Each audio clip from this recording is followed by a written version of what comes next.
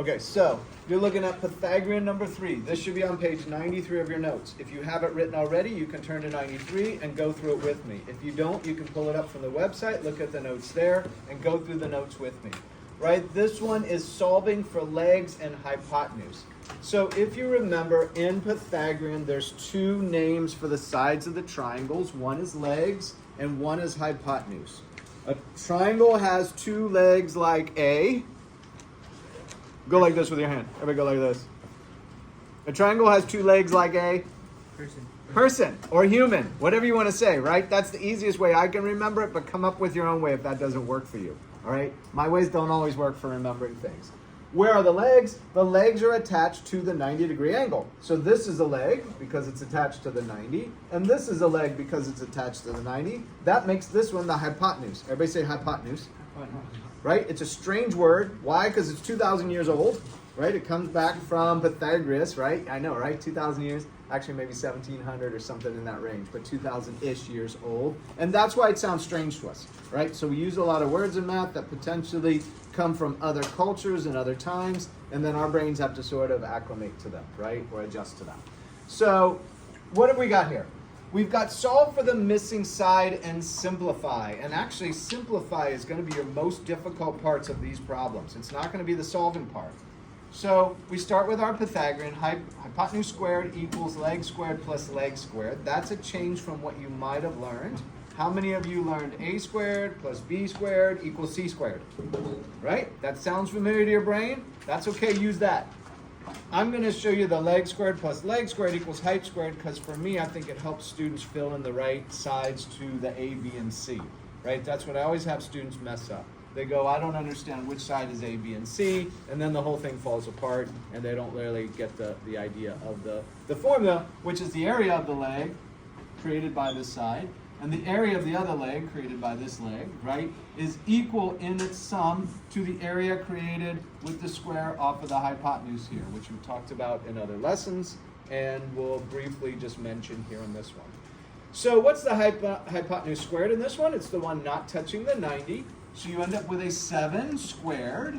And did you memorize the squares and square roots? If you did, you might know what 7 squared is. And or if you learned your times tables up through 12, do you know what 7 times 7 is already? Are you thinking about it? Good, good, good. And those are kind of fun. If you know them, this gets a lot easier for you, right? And the reverse, which is harder, gets a lot easier if all those memories are still fresh in your mind. One of the legs is 5. So that goes in for one of the legs. It doesn't matter where I put it. The legs are interchangeable because when you add 2 numbers, it doesn't matter which direction you go in. 3 plus 5 is 8, and 5 plus 3 is 8. It doesn't matter if you do the 3 plus the 5 or the 5 plus the 3, right? So either leg can be switched. This one's a question mark, so let's replace it with an x squared, x being the unknown variable in math that we almost always use, the most popular one ever, right? Let's go ahead and say 7 times 7 is 49. Thank you for saying that before. 5 squared, 25. By the way, what's the most common mislead of 5 squared? If a student makes a mistake on 5 squared, what do they write?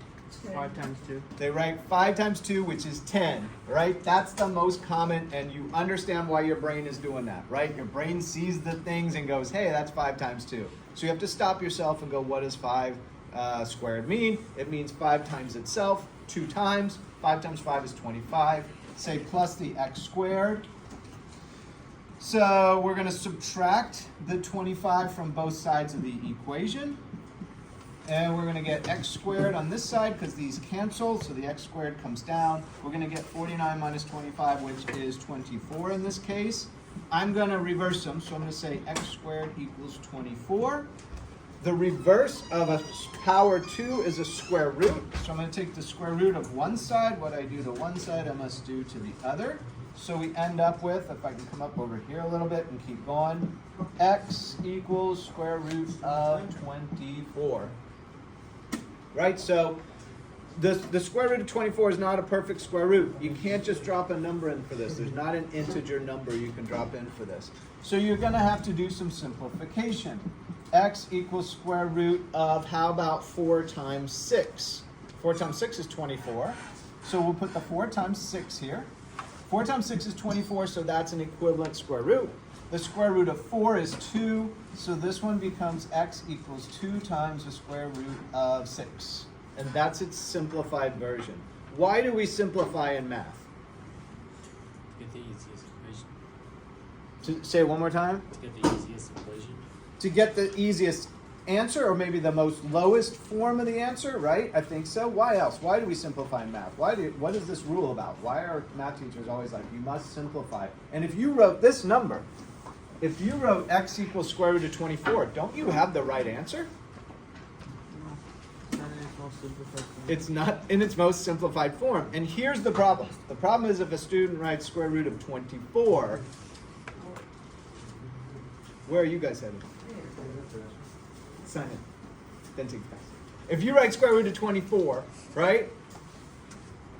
Technically it's correct, but if another student writes x equals square root, or 2 times the square root of 6, they look completely different. It's the simplified answer we want to see, so it looks like we all have the same answer as well. All right, so anyway, simplify every time.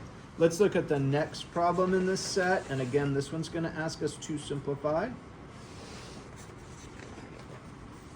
So I didn't leave myself much room. Let's put it right. Bless you. Let's write it right in here. We're going to say height squared equals leg squared plus leg squared here. The hypotenuse in this case is the unknown, so that's going to be x squared equals, we've got a 10 squared here plus 6 squared. What's another common mistake I see students make is they forget to put the squared on it, like the idea of the area, right? So that's another one. They'll just start to drop in 10 plus 6 equals x, right? And come up with x equals 16. That's common. Remember, this is an area. That's why it's raised to the power 2 on all of them. It's literally the area of this side plus the area of this side created equal to the area of the square that is generated by the length of the hypotenuse. So we get 100 here. 10 times 10 is 100. Plus 6 times 6 is 36. X squared is still here. So now we get x squared equals 136. We take the square root of both sides. And on your School G problems, I give you a bunch of these, and I have the solution videos for those too if you get stuck. So this becomes x equals. This one would definitely be one that I would be using my calculator to kind of play around and go, what perfect square is buried in 136? I don't immediately know that. That for me is not common knowledge, and I don't think it should be for you either. You're going to use your calculator and use the perfect squares. So this one ends up being 4 times 34, right?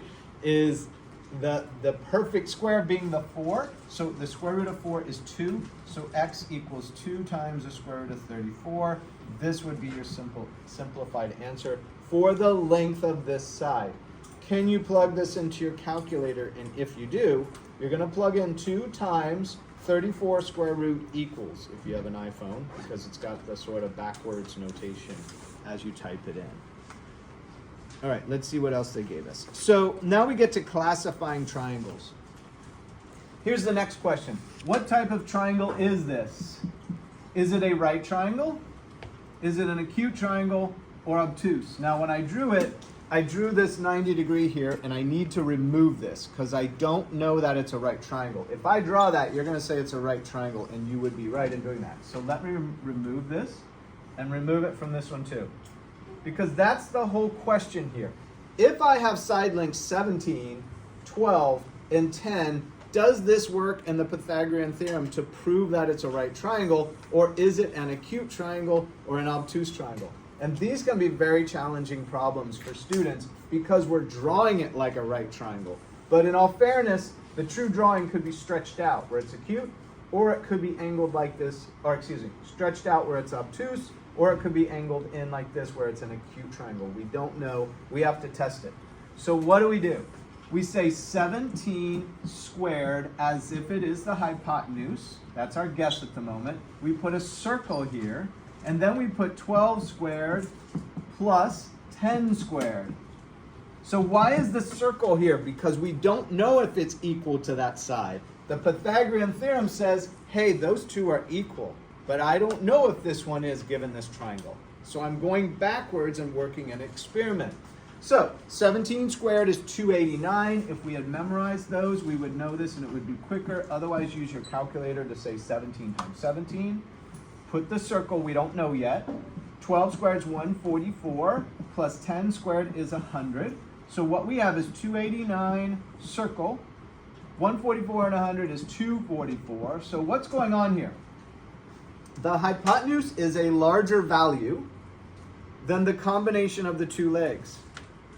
It means that, and so you can put in a greater than here.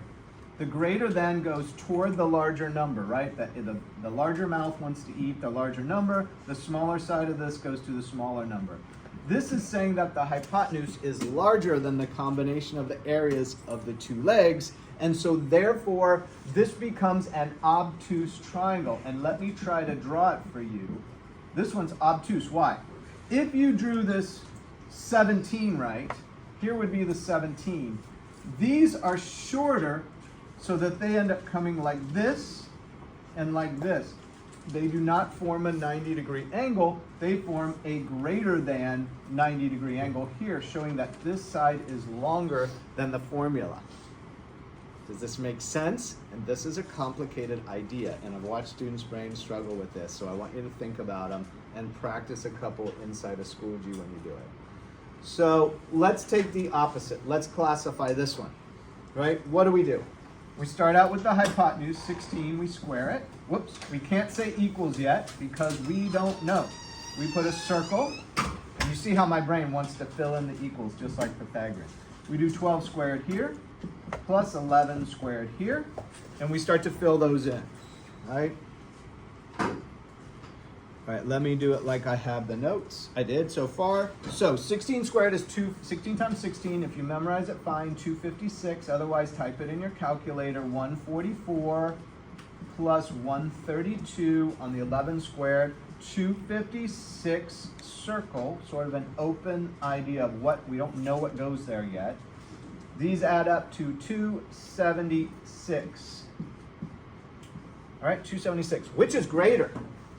Now this side of the Pythagorean theorem is greater, which means that these sides are, here's the hypotenuse, these sides are squeezing out like this.